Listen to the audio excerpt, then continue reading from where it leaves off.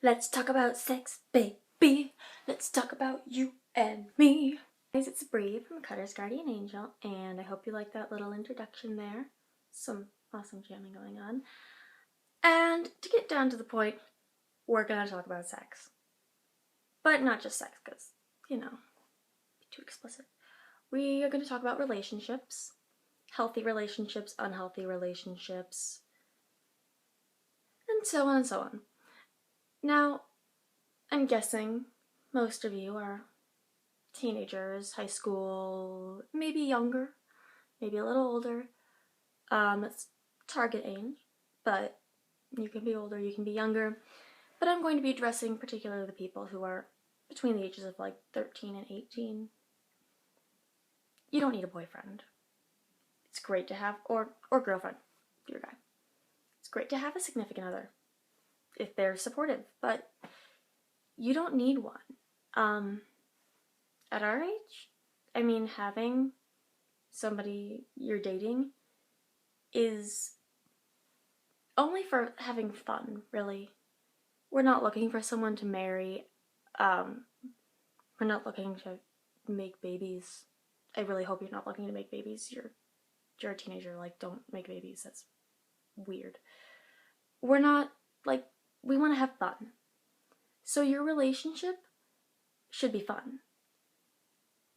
And that's where we get to the point where we say, if you're in a relationship and it's not working, gotta end it because you want to have fun. That's what a relationship's for. It's supposed to help you and to be exciting and give you something to do on the weekend and teach you how to have a relationship with someone of the opposite gender. Or the same gender. No judging.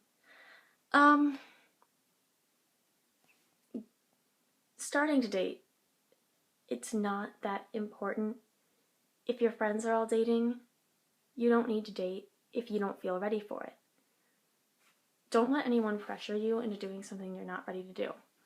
And that goes for everything. That goes for dating, that goes for sexual activity, that goes for drinking or driving or anything. Don't drink and drive. When it comes to breakups, I usually like to go with the 80% rule.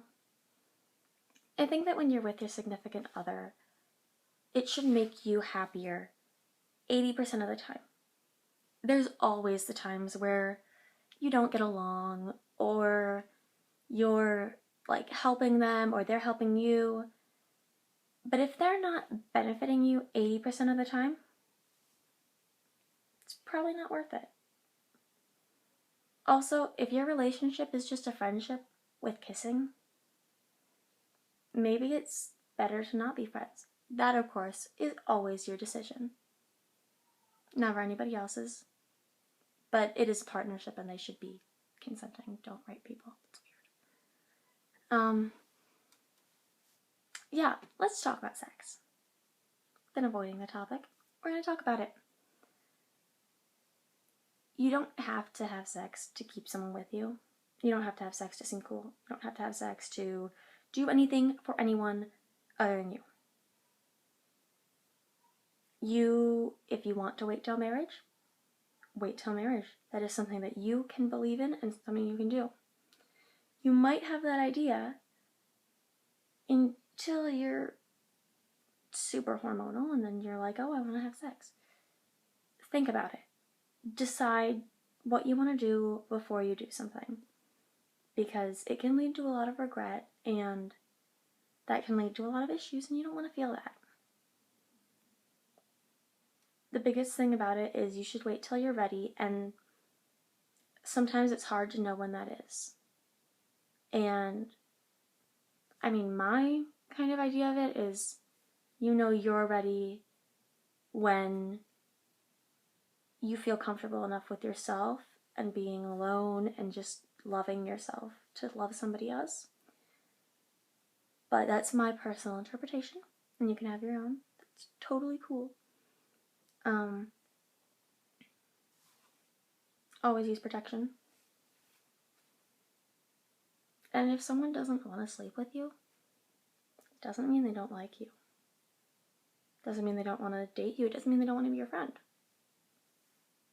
It just means they don't maybe don't want to have sex right now. And that's okay, because you don't need to have sex to have a relationship.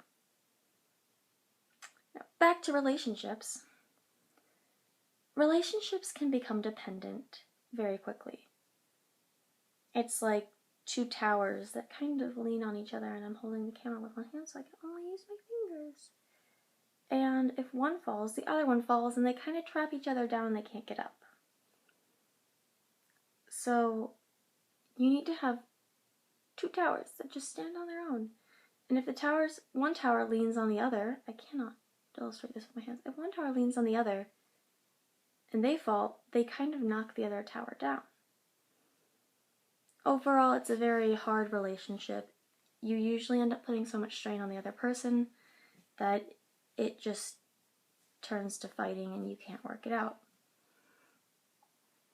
So the best thing to do is try and stand on your own, which can be done while you're not dating, or I mean you can do it when you're dating by trying to branch out and support yourself and get more people you can that can help you, sorry. Because if you think about it like a table has 4 legs.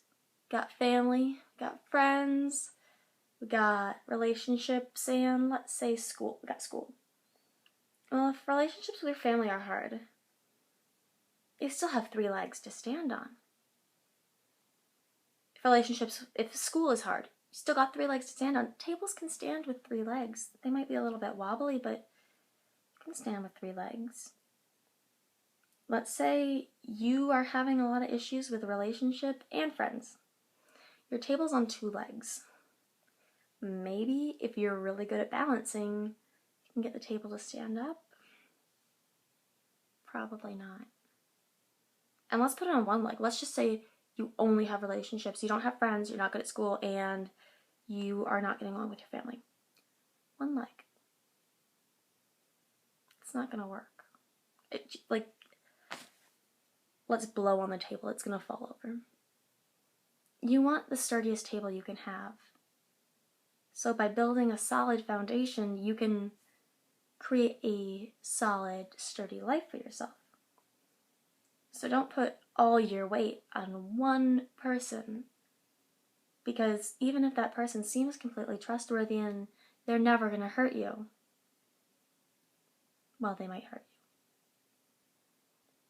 you. It's just a lot to put on one person, and it's not good for you or them.